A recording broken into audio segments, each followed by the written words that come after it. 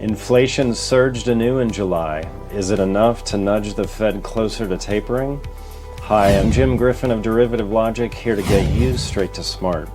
Last week's reading on the state of inflation via July's Consumer Price Index showed that businesses, faced with a double whammy of supply constraints and surging demand, continued to raise prices for goods and services, all as cost pressures mount.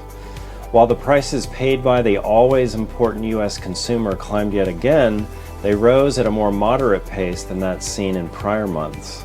If we peel back the onion on the inflation data, some of the price surges linked to the economy's reopening are beginning to ebb, and we see July as a transition month for inflation, where goods in categories most associated with reopening, things like used cars, travel, hotels, and restaurants, are still gaining, but they're now accounting for a smaller piece of the overall rise in inflation.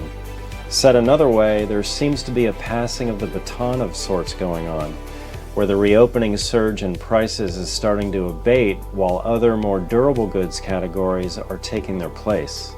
On the flip side, wages have strengthened in recent months, no doubt, but higher consumer prices are outpacing those wage gains and are beginning to erode Americans' buying power, slowing the pandemic recovery. All told, the recent data releases in the state of Treasury yields still suggest that the Fed can slow walk its path toward a scaling back of its stimulus measures.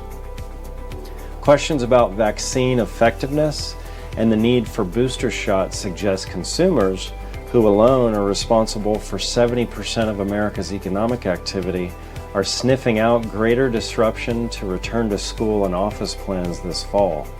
It's all a recipe for a choppier than expected economic recovery and a scenario that allows the Fed to be patient before easing off the stimulus throttle.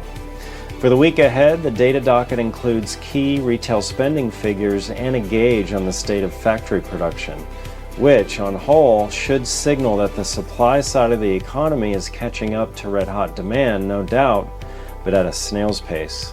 From all of us at Derivative Logic, have a great week.